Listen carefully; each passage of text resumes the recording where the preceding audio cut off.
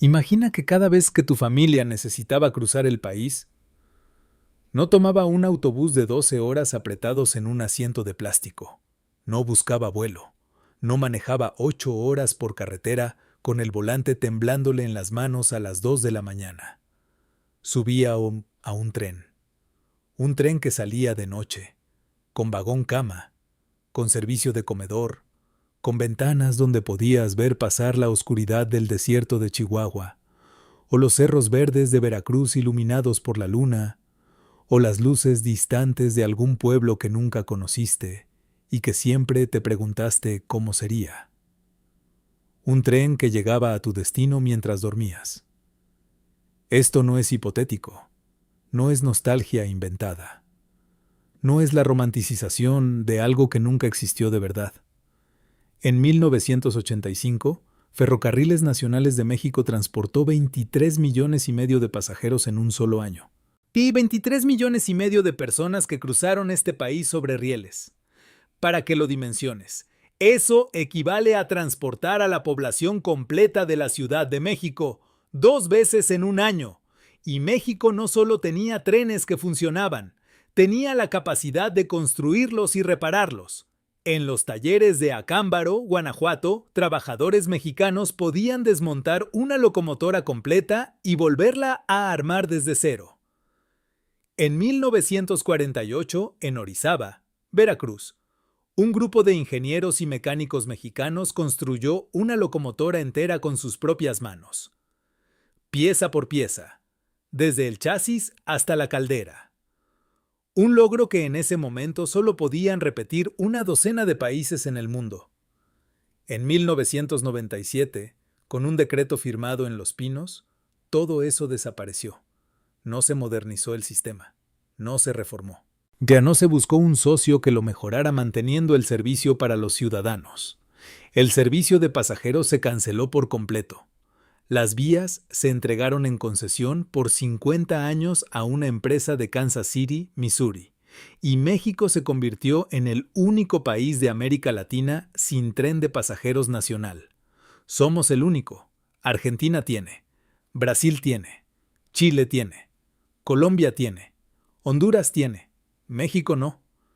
Esto es lo que México pudo ser y esto es cómo decidimos que no lo fuera.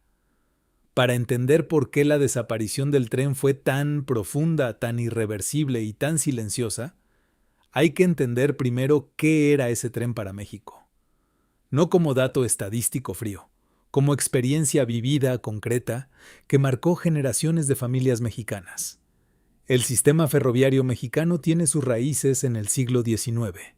En la segunda mitad de los 1800, mientras México salía de décadas de inestabilidad política y guerra, las primeras vías férreas se fueron tendiendo sobre el territorio nacional con capital extranjero, principalmente inglés y estadounidense.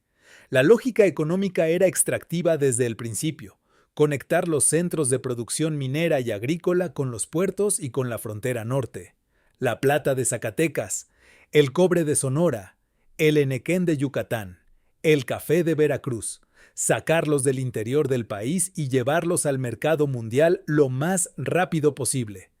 Porfirio Díaz entendió que sin ferrocarriles no había modernización posible y abrió las puertas al capital extranjero para construir la red con una generosidad que hoy sería escandalosa. Las concesiones eran larguísimas. Las tierras se entregaban con poca formalidad. Las empresas ferroviarias extranjeras llegaron a controlar rutas enteras durante décadas, determinando solos a qué precio y bajo qué condiciones se movían las mercancías y las personas de México. Para 1907, cuando Díaz consolidó las principales líneas en lo que llamó Ferrocarriles Nacionales de México, la red ya tenía casi 19,000 kilómetros tendidos sobre el territorio nacional. 19,000 kilómetros de rieles que conectaban el Pacífico con el Golfo, el centro con el norte, la Ciudad de México con Laredo y con Nogales. Era una red construida para los negocios de otros, pero una vez que los rieles estaban ahí, los usaba todo el mundo. Los jornaleros que se movían de estado en estado buscando trabajo de temporada. Los comerciantes con sus bultos de mercancía. Las familias que migraban del campo a la ciudad. Los soldados que se desplazaban en tiempos de paz. Y en tiempos de guerra, todos los bandos que se disputaron el país durante la Revolución. La Revolución Mexicana demostró lo estratégico que era el ferrocarril. Los ejércitos de Villa, de Zapata, de Carranza combatían a veces literalmente por el control de las estaciones y los puntos clave de la red. El que controlaba los trenes controlaba el movimiento de tropas, de armas, de alimentos, de municiones. El tren no era solo transporte, era poder. Lázaro Cárdenas llegó a la presidencia en 1934 con una visión diferente de lo que el Estado debía ser y de lo que le debía al país. Para Cárdenas, el ferrocarril era una cuestión de soberanía, no de rentabilidad. Y el 23 de junio de 1937, el gobierno mexicano adquirió el control mayoritario de los ferrocarriles nacionales. No fue un acto administrativo de rutina. Fue una declaración de principios. Las arterias del país le pertenecían al país. Las decisiones sobre cómo, cuándo y hacia dónde mover a los ciudadanos y las mercancías de México las tomaría México. Vale la pena notar el orden cronológico porque dice algo sobre la escala de lo que Cárdenas estaba construyendo. Nacionalizó los ferrocarriles en 1937. Nacionalizó el petróleo en 1938. El petróleo es la historia que todos conocemos, la que se celebra cada 18 de marzo con discursos presidenciales y desfiles cívicos. La de los ferrocarriles es la que se olvidó, pero en su momento fue igual de profunda en su significado político y económico. El mensaje era claro. México no dependería de que extranjeros decidieran cómo y hacia dónde mover a sus ciudadanos. Lo que vino después de la nacionalización fue un periodo de crecimiento real, documentado, que merece recordarse en sus detalles porque es la base de todo lo que se perdió décadas después. En los años 40, bajo el impulso de lo que los economistas llamarían el milagro mexicano, la red ferroviaria se expandió y se modernizó de manera significativa. Se construyeron nuevas rutas. Se actualizó el equipo rodante. Se reclutaron y formaron ingenieros y técnicos. Y sobre todo, se construyó algo que tiene un valor que va mucho más allá del simple movimiento de personas y mercancías. Capacidad técnica propia, mexicana, localizada en ciudades y comunidades específicas que se transformaron por completo alrededor de esa capacidad. Los talleres de Acámbaro, en Guanajuato, se convirtieron en el corazón técnico del sistema. Acámbaro es una ciudad de tamaño medio en el Bajío, conocida hoy principalmente por su Museo de las Figurillas y sus tradiciones culturales. Pero en los años 40, 50 y 60, Acámbaro era ante todo una ciudad ferroviaria en el sentido más completo de la expresión. Su identidad, su economía, su arquitectura, su ritmo de vida giraban alrededor de los talleres ferroviarios que se extendían en el sur de la ciudad. Ahí trabajaban mecánicos especializados en motores de diésel y de vapor, ingenieros de mantenimiento, soldadores, torneros que fabricaban piezas a medida, electricistas de sistemas ferroviarios, pintores de vagones con técnicas específicas para las condiciones de la red, especialistas en sistemas hidráulicos de frenos, una taxonomía completa de oficios técnicos que en conjunto formaban una capacidad industrial seria. Era gente que había aprendido el oficio de su padre, o de su suegro, o del vecino que los introdujo al taller cuando tenían 16 años. Una cultura técnica que se acumulaba generación tras generación, que se transmitía no solo en manuales y procedimientos escritos, sino en el saber práctico, en el conocimiento tácito de quienes conocían cada pieza de cada locomotora, de quienes sabían escuchar el sonido de un motor y diagnosticar el problema antes de abrir la cubierta. En esos talleres no solo se hacía mantenimiento preventivo y correctivo. Se fabricaban refacciones que de otra forma habría que importar a costos mucho más altos. Se rediseñaban componentes para adaptarlos a las condiciones específicas del sistema mexicano, la altitud de algunas rutas, las condiciones climáticas de distintas regiones, los tipos de carga que movía cada corredor. Se reconstruían motores completos que en otro contexto se habrían desechado y reemplazado con equipo nuevo importado. Era el tipo de capacidad que le toma décadas a un país construir, que requiere inversión sostenida, educación técnica, paciencia institucional y una cultura de trabajo especializado que se desarrolla con el tiempo, que una vez destruida no regresa fácilmente porque no es solo infraestructura física, sino conocimiento humano acumulado. Pero el momento más simbólico, el que merece recordarse como símbolo de lo que México fue capaz de hacer, sucedió en 1948, en Orizaba, Veracruz. Orizaba en 1948 era una ciudad industrial importante, con tradición manufacturera en textiles y cerveza. Y tenía talleres ferroviarios con trabajadores que llevaban décadas acumulando conocimiento técnico. Un grupo de esos trabajadores, con los recursos del taller local, con las herramientas disponibles, con los materiales que podían conseguir en México sin necesidad de importar nada fundamental, construyó una locomotora completa. No ensamblaron piezas prefabricadas que llegaron de fuera. No siguieron un kit de fabricación que mandó un fabricante extranjero con todo cortado y listo para atornillar. Diseñaron, fundieron el metal, maquinaron las piezas, las ajustaron, las ensamblaron. Y cuando esa locomotora salió a las vías ferroviarias y encendió sus motores, y comenzó a rodar bajo su propia potencia, fue noticia nacional. La llamaron la Hidalgo. Los periódicos la cubrieron. El gobierno la celebró como un logro nacional. Y tenían razón en hacerlo. En 1948, construir una locomotora completa, sin dependencia de manufactura extranjera, era algo que podían hacer quizás 15 países en el mundo. México era uno de ellos. Piénsalo un momento. En 1948, México podía construir locomotoras. ¿Qué tipo de país decide que esa capacidad no vale la pena conservar? Esa pregunta no es retórica. Es el corazón de toda esta historia. Pero para llegar a ella,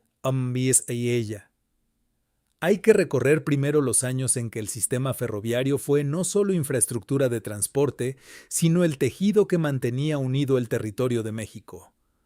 En los años 50 y 60, el tren estrella era la joya de la red de ferrocarriles nacionales. No porque fuera el tren más rápido del mundo en comparación con los estándares europeos o japoneses, no porque tuviera la tecnología más avanzada, sino porque era el mejor que existía en México y existía de verdad, y llegaba a donde prometía llegar, y lo hacía con una dignidad que las familias mexicanas de esa época recuerdan con una claridad que no tiene nada de nostalgia inventada. El tren estrella cubría las rutas de larga distancia más importantes del país. Ciudad de México a Guadalajara. Salida a las 8 de la noche desde la estación de Buenavista, llegada ahí a las 6 de la mañana a la Perla de Occidente. Ciudad de México a Monterrey. Salida nocturna, amanecer sobre el norte industrial. Ciudad de México a Mérida, cruzando la Huasteca veracruzana, pasando por el puerto de Veracruz, adentrándose en el trópico hasta la península de Yucatán. Ciudad de México a Ciudad Juárez, recorriendo todo el altiplano central, el desierto árido de San Luis, los llanos interminables de Chihuahua, llegando a la frontera con Estados Unidos. Los vagones cama del tren estrella tenían literas con sábanas limpias, con cobija, con almohada. Había un vagón restaurante con menú de 3 tiempos: sopa, plato fuerte, postre. Los meseros llevaban la comida con la formalidad discreta de un servicio que sabía lo que hacía. Los pasajeros subían al tren en la tarde, cenaban mientras el tren salía lentamente de la ciudad y tomaba velocidad hacia el norte o el oeste o el sur. Se recostaban cuando la oscuridad caía sobre el paisaje y despertaban en su destino con el sol entrando por la ventana y el sonido de la locomotora reduciendo velocidad para entrar a la estación. Era la forma razonable, accesible y digna de cruzar el país. Y era accesible para la mayor parte de la población. No solo para quienes podían pagar la primera clase. Había distintas categorías de servicio con distintos precios. Los que podían pagaban primera clase y dormían en cama individual. Los que tenían menos dinero viajaban en segunda con asientos reclinables, que también llegaban al mismo destino. Los que tenían aún menos lo hacían en coche de segunda básica, que era más austero, pero era transporte real, funcional, que cubría el recorrido. La red ferroviaria no era un servicio de lujo para pocos, era un sistema de transporte nacional para todos. Para las familias de clase media de los años 50 y 60, viajar en tren era parte del tejido cotidiano de la vida mexicana. Ir a ver a los abuelos en Guadalajara en las vacaciones de Semana Santa. Visitar a los parientes de Oaxaca en diciembre. Llegar a una boda en Monterrey a tiempo. Acompañar a los hijos a su primer viaje solo cuando se iban a estudiar a la capital. Los niños que viajaron en esos trenes no olvidaron la experiencia, el ruido rítmico de los rieles bajo el vagón que se mezclaba con el sueño, el olor particular de esos espacios, mezcla de café, aceite de maquinaria y el humo de los cigarros de los viajeros mayores. El amanecer visto desde la ventana cuando el tren entraba a su destino y el paisaje cambiaba de color en la primera luz del día. El sonido del revisor anunciando la llegada. Esos recuerdos no son solo nostalgia, son el registro concreto de algo que existió, que funcionaba, que conectaba a México consigo mismo. Pero el tren no era solo para las familias urbanas de clase media que viajaban de vacaciones, para las comunidades rurales, especialmente las del norte y las regiones más aisladas del país, el tren no era una opción de viaje entre varias, era la única opción. Empalme, Sonora, es el ejemplo más documentado de lo que puede significar una ciudad ferroviaria. Su nombre lo describe todo. Era el empalme, el punto exacto donde se cruzaban el ferrocarril del Pacífico y el ferrocarril Sonora-Baja California. Empalme existía porque el tren existía. Tenía talleres ferroviarios que empleaban a miles de personas. Tenía colonias habitacionales construidas por la empresa para sus trabajadores, con sus propias calles trazadas con ese orden casi militar que caracterizaba a las compañías industriales del siglo XX. Tenía escuelas financiadas con recursos de la empresa. Tenía un hospital para los empleados y sus familias. Tenía un ritmo de vida organizado alrededor de los turnos del taller y los horarios de los trenes que llegaban y salían. Nuevo Casas Grandes, en el noroeste del estado de Chihuahua, era otro nodo clave de la red. Conectada por ferrocarril con la Ciudad de México y con los Estados Unidos, era un centro comercial y de servicios para una región enorme y poco poblada. El tren que pasaba por ahí no era solo transporte para las personas, era el canal por donde llegaban los productos que la región no producía y por donde salían las mercancías locales hacia el resto del país. Y luego estaban las decenas de comunidades más pequeñas, pueblos con nombres que no aparecen en los mapas de carretera porque nunca tuvieron carretera pavimentada, lugares en la Sierra de Chihuahua, en los valles de Oaxaca, en la Huasteca veracruzana. Pasa en la costa de Nayarit, donde el tren era el único vínculo con el resto del país, donde la estación, aunque fuera una pequeña caseta de madera en el borde del pueblo, era el punto de contacto con el mundo exterior. El lugar donde llegaban las noticias, las cartas, las mercancías, los parientes que volvían de la ciudad, los funcionarios de gira, las campañas de salud. Para esas comunidades, el tren no era un servicio de transporte. Era la diferencia entre estar conectados con México o estar completamente solos. Los ferrocarriles mexicanos en su mejor momento cubrían 25,000 kilómetros de vías. Operaban 145 rutas de pasajeros diferentes. Conectaban la capital con todos los estados del país. El sistema empleaba directamente a 90,000 personas. Indirectamente, daba sustento a cientos de miles más. Los comerciantes de los andenes que vendían comida y bebida a los viajeros, los proveedores de los talleres, los dueños de las pensiones y los hoteles donde se hospedaban los empleados de turno, los taxistas y cargadores de las estaciones. El pico documentado fue en los años 80. 23,5 millones de pasajeros al año. Déjame repetir ese número porque merece quedarse grabado. 23,5 millones de personas viajando en tren dentro de México en un solo año. Más que la población actual de estados como Jalisco. Más que la población completa de países como Chile o Ecuador. México tenía rieles que conectaban su territorio. Tenía talleres que podían construir y reparar el material rodante. que tenía trabajadores con décadas de conocimiento técnico acumulado que ningún manual podía reemplazar. Tenía rutas que llegaban a donde no llegaba ningún otro transporte moderno. Y bajo todo ese sistema, había algo más que transporte. Había el principio de que este país podía moverse solo, de que el Estado garantizaba la movilidad de sus ciudadanos, incluidos los que vivían lejos de las autopistas y de los aeropuertos, incluidos los que no tenían dinero para pagar un pasaje de avión ni siquiera de autobús de primera. ¿Cuándo fue la última vez que alguien en tu familia viajó en tren en México? ¿Recuerdas a tus padres o abuelos contarlo? ¿O tú mismo lo viviste de niño o de joven? Esas memorias no son casuales. Son el rastro de algo que existió de verdad y que pudo haber continuado. Para entender el derrumbe del sistema ferroviario mexicano, hay que ser honestos sobre lo que pasó en su interior durante los años previos a la decisión final de 1995 y 1997. La historia no es simple. No es la historia de un sistema perfecto que alguien destruyó sin razón. Tiene capas.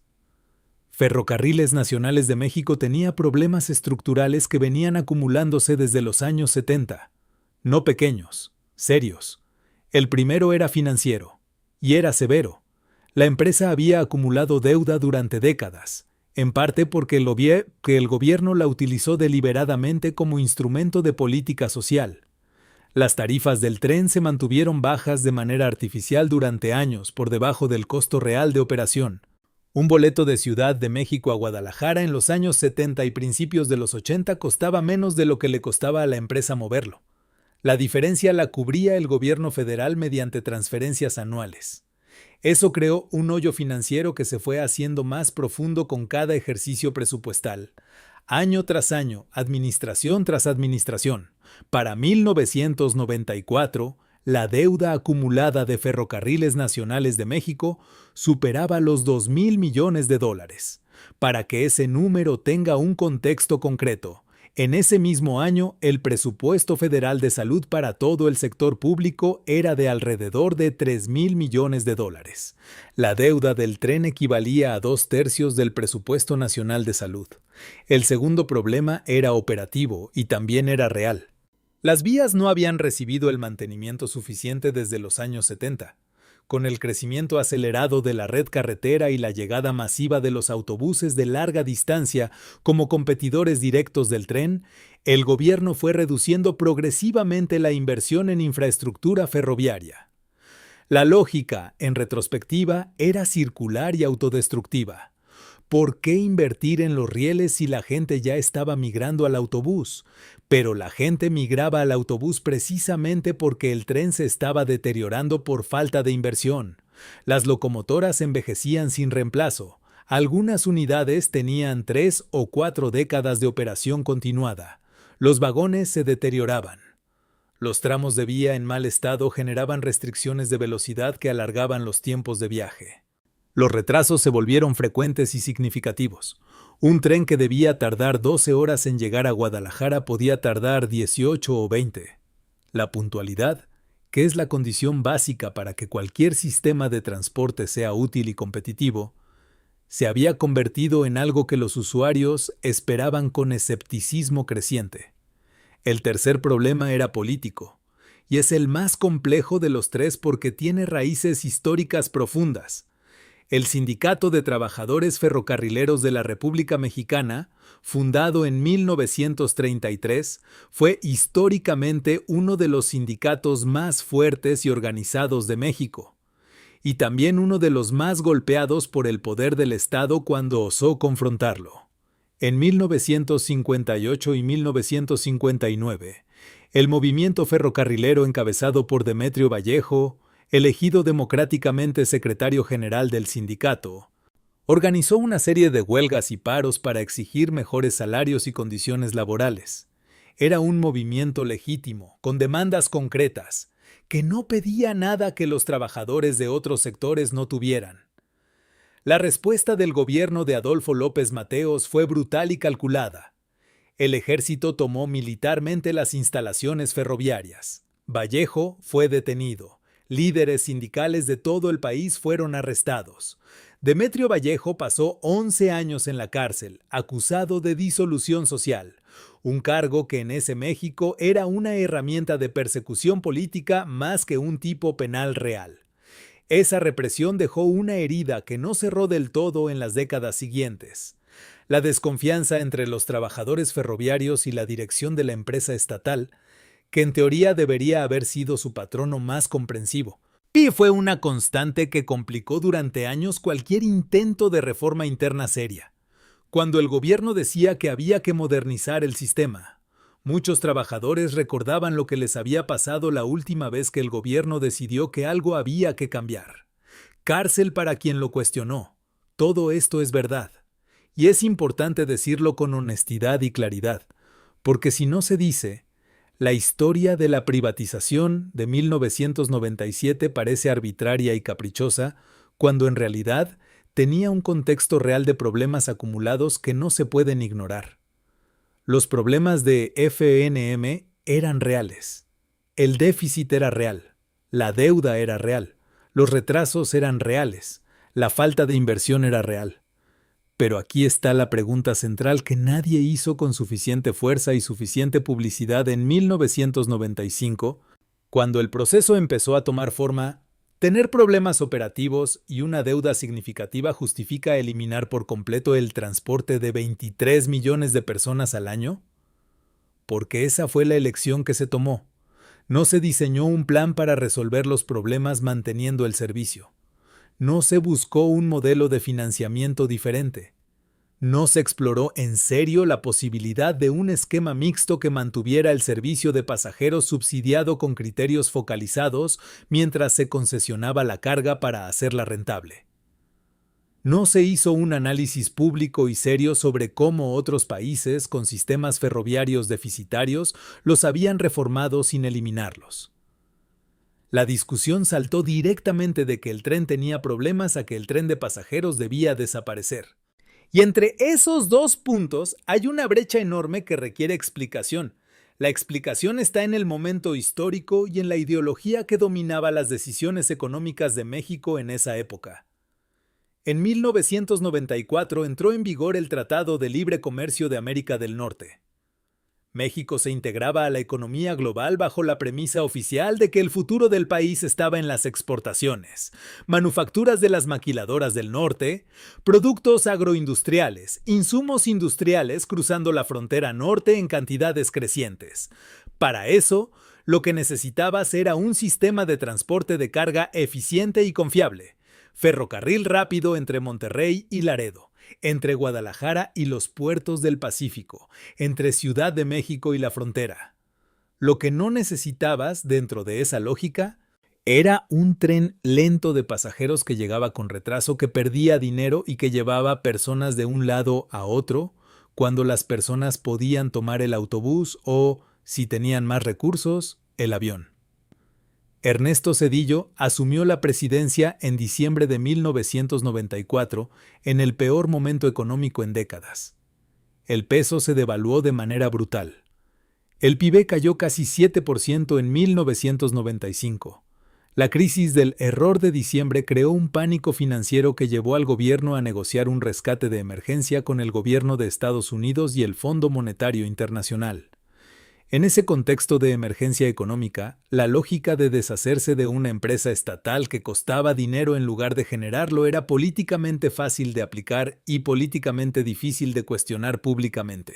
¿Cómo se justifica cancelar el transporte de 23 millones de personas con el argumento de la eficiencia, cuando nadie calculó públicamente cuánto le costaría al país perder ese sistema durante las décadas siguientes?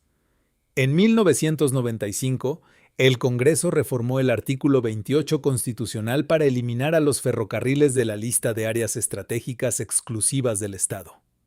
Esa reforma fue el detonador legal de todo lo que vino después. Una vez que los ferrocarriles salieron del artículo 28, el camino hacia la concesión privada estaba abierto sin obstáculos constitucionales. Lo que vino después sucedió con una velocidad que en retrospectiva resulta desconcertante para una decisión de esa magnitud.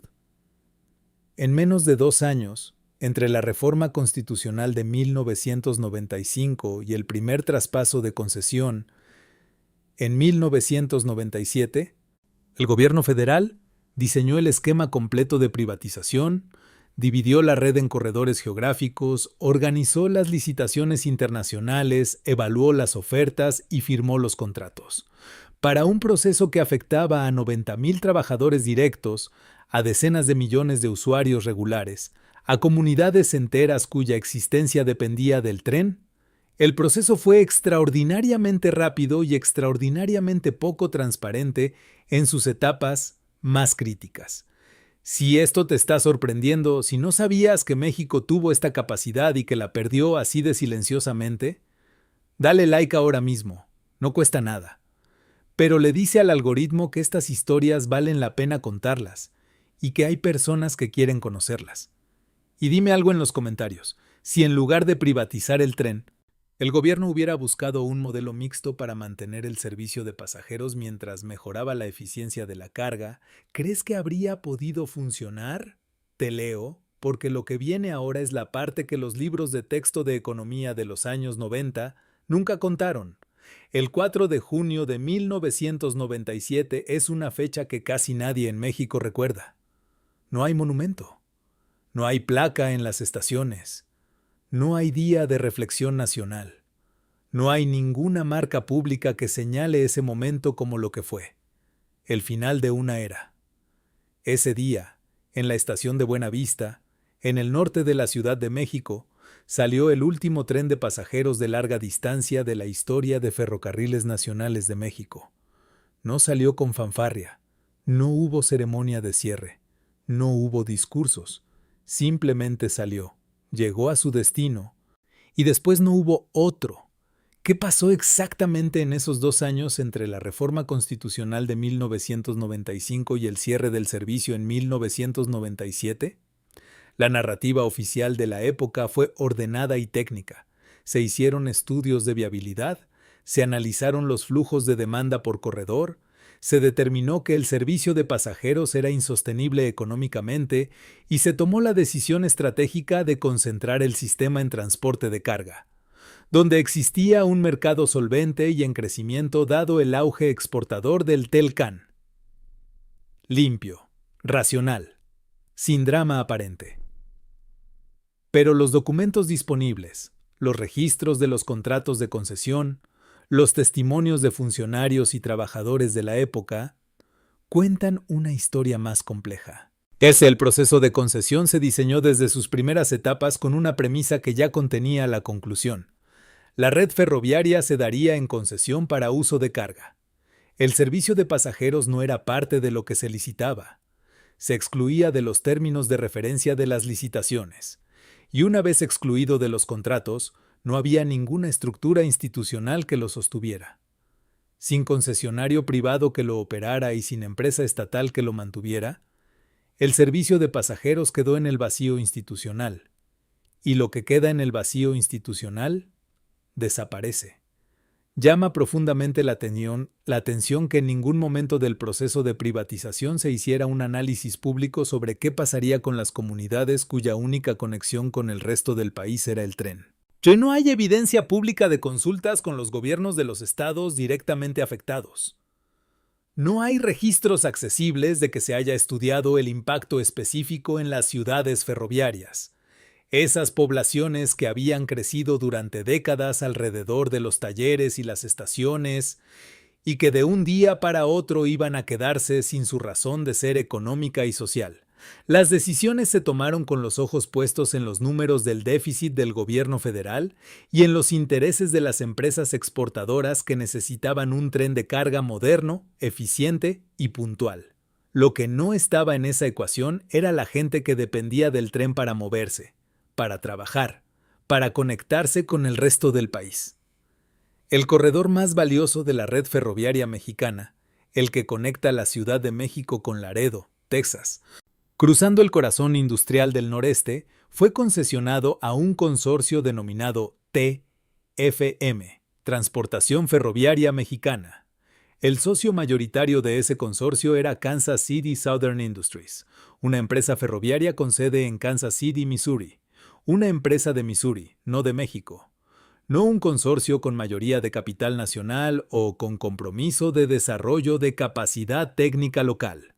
Una empresa estadounidense de una ciudad del medio oeste de Estados Unidos. La concesión era por 50 años.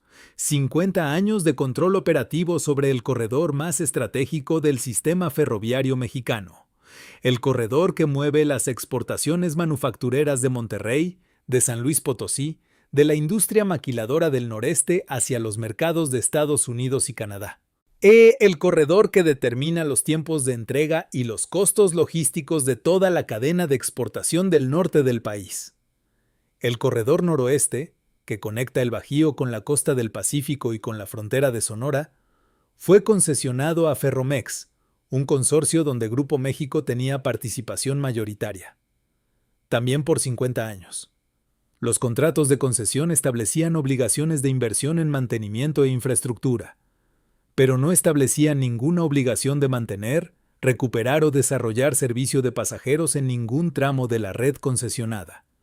Esa omisión no fue un descuido de redacción jurídica, fue una decisión deliberada de diseño del modelo de privatización. Antes de entregar las concesiones, el gobierno federal realizó algo que los reportajes de la época apenas destacaron. Absorbió la deuda histórica acumulada de Ferrocarriles Nacionales de México. Los $2,000 millones de pasivo que la empresa había acumulado durante décadas fueron transferidos al gobierno federal, es decir, a los contribuyentes mexicanos.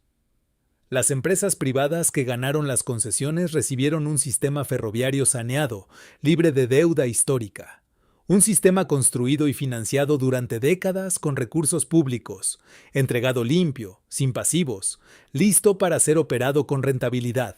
En otras palabras, México pagó las deudas de décadas con dinero de todos los mexicanos. Después, entregó el sistema limpio a empresas privadas extranjeras. Y a cambio, recibió un derecho de concesión pagado al inicio y la promesa de que los rieles serían mantenidos durante 50 años. Pero mientras se estructuraba esa operación, algo más desapareció que la cobertura de la época prácticamente ignoró: los talleres. Los talleres de Acámbaro, que durante décadas habían sido el corazón técnico del sistema ferroviario mexicano, redujeron drásticamente su operación y su capacidad en los años de la transición. Los nuevos concesionarios no necesitaban talleres mexicanos con capacidad de reconstruir locomotoras desde cero. Tenían sus propios esquemas de mantenimiento, sus propios proveedores establecidos, sus propias redes de suministro de refacciones.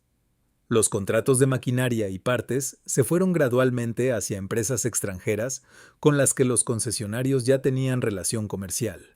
Los trabajadores de Acámbaro que sabían reconstruir una locomotora diésel desde sus componentes básicos, que tenían ese conocimiento acumulado en décadas de trabajo en sus manos y en su cabeza, fueron jubilados anticipadamente, liquidados o transferidos a funciones menores que no requerían ni aprovechaban su capacidad técnica. El conocimiento técnico ferroviario que tardó generaciones en construirse se diluyó en unos pocos años de transición. No porque alguien ordenara explícitamente destruir esa capacidad, sino porque nadie ordenó protegerla. Y cuando nadie protege activamente algo que costó décadas construir, desaparece en pocos años porque las personas que lo encarnan se dispersan, se jubilan, se van a hacer otras cosas. Los trabajadores de Orizaba que en 1948 construyeron la Hidalgo eran la tercera o cuarta generación de una tradición técnica ferroviaria. Sus hijos y sus nietos trabajaban en los talleres.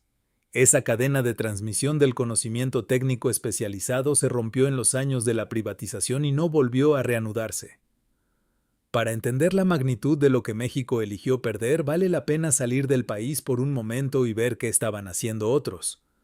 En 1970, Corea del Sur tenía un sistema ferroviario modesto. Red pequeña en términos absolutos, tecnología limitada, dependencia de equipos importados de Japón y de Estados Unidos.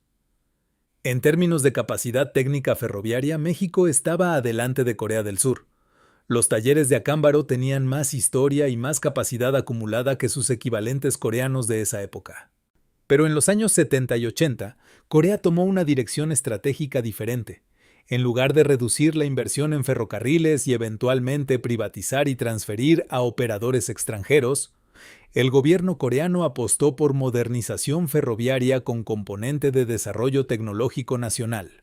Estableció programas de transferencia tecnológica con Japón y con Francia, pero con la condición explícita de que esa tecnología se desarrollara y se produjera en Corea con contenido local creciente.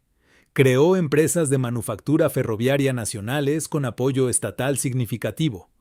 Invirtió en formación de ingenieros especializados. Hoy, la empresa ferroviaria estatal de Corea del Sur, Korail, opera trenes de alta velocidad que van a 300 km por hora. El KTX conecta Seúl con Busan, que están a distancias similares a las de la Ciudad de México a Guadalajara, en 2 horas con 20 minutos. Y Hyundai Rotem, empresa coreana de manufactura ferroviaria, exporta trenes a 22 países. Exporta trenes a países que en los años 50 y 60 tenían más experiencia ferroviaria que Corea. ¿Cuántas locomotoras construidas en México exportamos hoy? La respuesta es la misma que para el número de trenes de pasajeros que tenemos: 0. ¿Por qué Argentina, Brasil, Chile y Colombia conservaron alguna versión de sus sistemas ferroviarios de pasajeros y México no? ¿Era inevitable la decisión de 1997? ¿O fue evitable? Las personas que la tomaron dirían que era inevitable, que los números no daban, que en un momento de crisis económica profunda, México no podía darse el lujo de subsidiar un servicio deficitario. Pues que la modernización del tren de carga era la prioridad correcta para una economía exportadora. Hay un argumento económico en eso, no es inventado. El tren de carga que opera hoy en México, administrado por Kansas City Southern y por Ferromex, sí mejoró en eficiencia. Mueve más carga que FNM, lo mueve más rápido. Los tiempos de tránsito de la maquila del norte a la frontera son mejores que en los años 80. Pero ese argumento tiene un hueco central que no se puede ignorar. Nadie demostró públicamente que modernizar el tren de carga requería eliminar el tren de pasajeros. Nadie probó que los dos no podían coexistir, como coexisten en decenas de países del mundo, en Europa, en Asia, en América del Sur. El tren de carga y el tren de pasajeros comparten redes, o tienen redes separadas, o se complementan en sistemas integrados. No son incompatibles. La decisión de eliminar el pasajero no fue la consecuencia lógica e inevitable de los problemas de FNM. Fue una elección específica, tomada por personas específicas, en un momento específico, con una lógica específica, que el servicio de pasajeros no era parte del México que se estaba construyendo bajo el modelo económico del TLCAN. Y esa elección tuvo consecuencias que duraron décadas. ¿Cómo explicas a una familia de Empalme, Sonora, que su ciudad perdió su conexión ferroviaria porque el tren era ineficiente? ¿Cómo le explicas a un mecánico de 50 años de los talleres de Acámbaro que el conocimiento que aprendió de su padre ya no tiene lugar en el México nuevo? ¿Cómo calculas el costo de lo que se perdió cuando nadie hizo ese cálculo antes de tomar la decisión? Esas no son preguntas abstractas. Son las preguntas que vivieron 78,000 familias en 1997 y los años siguientes. Las consecuencias de la desaparición del servicio ferroviario de pasajeros no se sintieron todas de manera uniforme ni inmediata. Se sintieron de forma brutal y documentable en ciertos lugares específicos, y de manera difusa pero permanente en el conjunto del país. Las ciudades ferroviarias fueron las primeras en absorber el impacto. Empalme, Sonora, es el caso más emblemático. Esta ciudad, cuyo nombre describe exactamente su función, comenzó a deteriorarse cuando el sistema ferroviario que le daba razón de ser cambió de manos y de lógica. Los nuevos concesionarios privados operaban con criterios de eficiencia corporativa que no incluían mantener las estructuras sociales y económicas que FNM había construido durante décadas en las ciudades ferroviarias. Los talleres que empleaban a miles de mecánicos especializados se contrajeron. Los trabajadores con décadas de antigüedad fueron saliendo. Las colonias que la empresa había construido para sus empleados empezaron a deteriorarse sin mantenimiento institucional. La población de Empalme se redujo en los años siguientes a la privatización. Los jóvenes que habrían entrado a trabajar a los talleres como sus padres y sus abuelos se fueron a buscar trabajo a otras ciudades, a Hermosillo, a Guaymas, a las maquiladoras de la frontera, Nuevo Casas Grandes, en el noroeste de Chihuahua. Perdió con el tren su condición de centro de convergencia regional. Una ciudad que antes era el punto donde llegaban personas de decenas de comunidades de la sierra y los valles chihuahuenses a hacer transacciones comerciales, a recibir mercancía, a viajar más lejos, perdió esa función de nodo cuando el tren que la articulaba desapareció.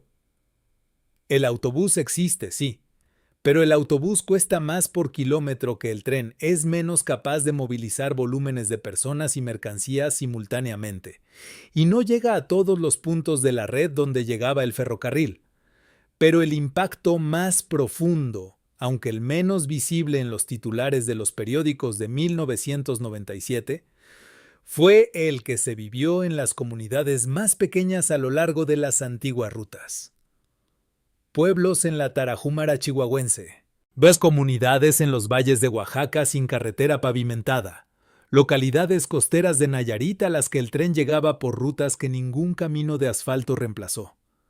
Lugares donde la estación era literalmente el único punto de contacto formal con el mundo exterior. Hay testimonios documentados de personas en comunidades de la Sierra Tarahumara que describen el tren como la única manera práctica de bajar para la ciudad a vender artesanías, de llevar a un enfermo grave al médico a tiempo, de traer medicamentos o herramientas o semillas que la comunidad necesitaba. Cuando el tren desapareció, esos desplazamientos no encontraron siempre alternativa accesible. Muchos simplemente dejaron de hacerse. El enfermo que antes bajaba en tren a tiempo para recibir atención médica llegaba ahora más tarde. Sí llegaba. La artesanía que antes se vendía en la ciudad quedaba en la comunidad porque el costo del transporte alternativo hacía el viaje incosteado. Eso no es abstracción sociológica, es lo que significa concretamente la pérdida de conectividad para personas que no tienen opciones alternativas a su alcance. En términos de empleo directo, los números son contundentes. Entre 1995 y 2001, Ferrocarriles Nacionales de México pasó de tener 90,000 trabajadores directos a menos de 12,000. 78,000 empleos directos perdidos en 6 años. Para poner eso en escala, es más gente que la que vive en ciudades medianas como Irapuato o Chilpancingo. Muchos de esos trabajadores tenían entre 40 y 55 años cuando fueron separados. Habían dedicado su vida laboral al ferrocarril. Habían aprendido un oficio técnico especializado, mecánico de locomotoras, técnico de vías, operador de señales, conductor de trenes, oficios que de un día para otro dejaron de tener mercado en México, porque la industria que los requería había cambiado de manos y de lógica operativa. Sus liquidaciones fueron en muchos casos irregulares y parciales. Los expedientes de trabajadores ferroviarios que litigaron durante años el pago correcto de sus liquidaciones y sus pensiones llenan archivos en juzgados laborales que pocas personas han revisado pero que existen y que dan cuenta de lo que significó concretamente esa transición para miles de familias. Mientras tanto, el sistema de carga que recibieron los concesionarios fue saneado con dinero público antes de ser entregado. El gobierno federal absorbió los 2,000 millones de dólares de deuda histórica. Las empresas privadas que ganaron las concesiones empezaron a operar desde cero, sin pasivos, con una infraestructura construida durante décadas con recursos de todos los mexicanos. Las utilidades que esas empresas han generado desde 1997 son significativas. Kansas City Southern de México, que operó el corredor noreste por décadas, fue durante muchos años una de las divisiones más rentables de toda la corporación KCS.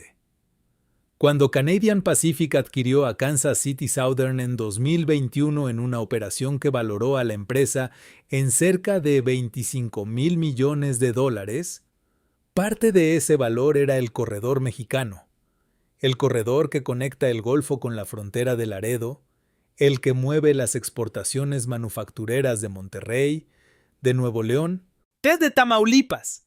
Las utilidades de ese corredor se han ido a Kansas City, a Calgary, a los accionistas de empresas que cotizan en bolsas de valores de Estados Unidos y Canadá.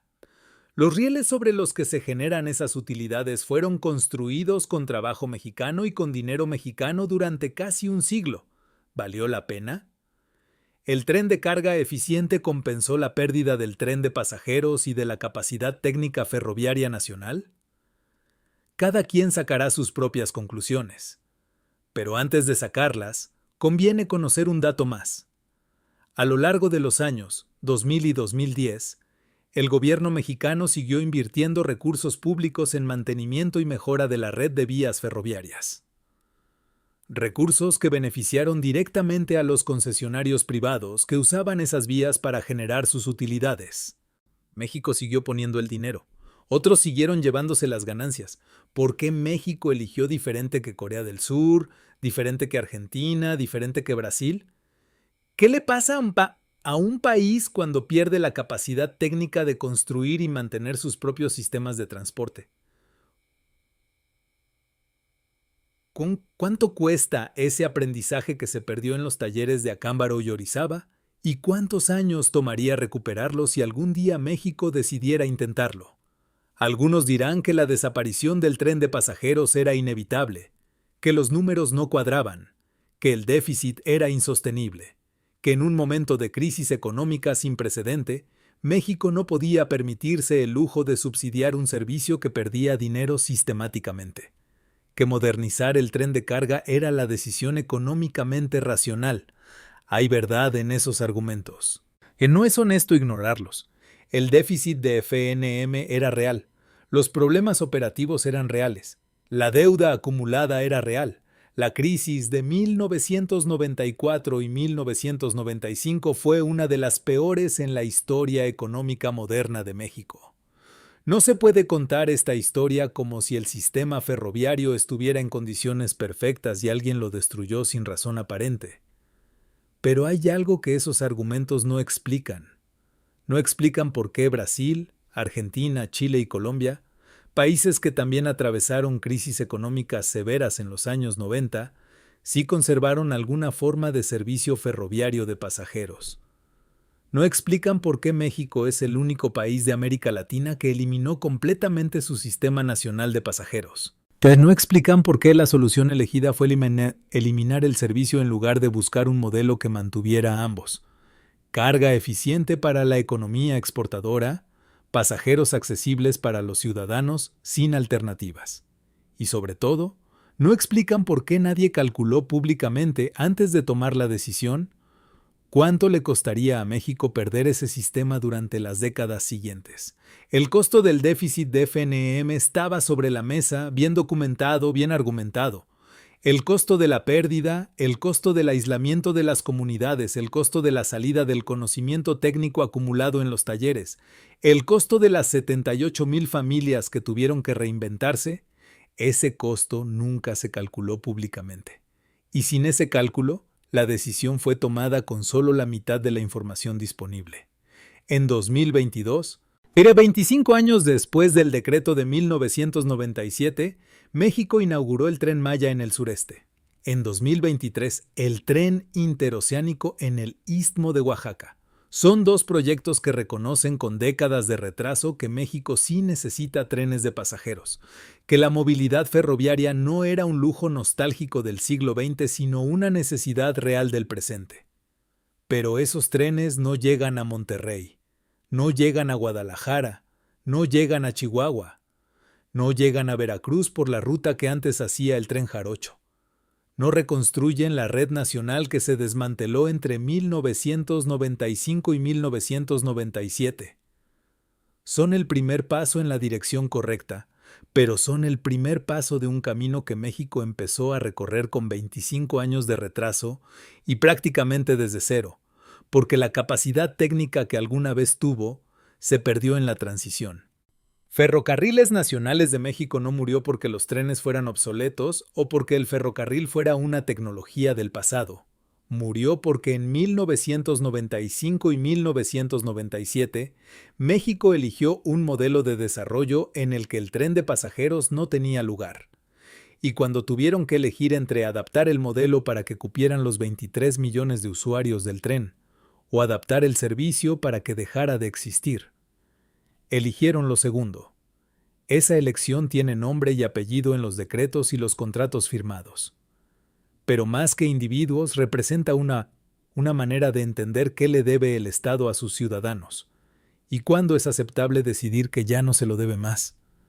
Si esto te indignó, hay otro capítulo de la misma historia que necesitas ver para entender que esto no fue un accidente aislado. DINA, la Diesel Nacional. La Fábrica de Camiones de México. Fundada en 1951 en Ciudad Sahagún, Hidalgo. La empresa más grande de vehículos pesados de América Latina en los años 70. Fabricaba autobuses de pasajeros, camiones de carga, tractocamiones, equipo militar.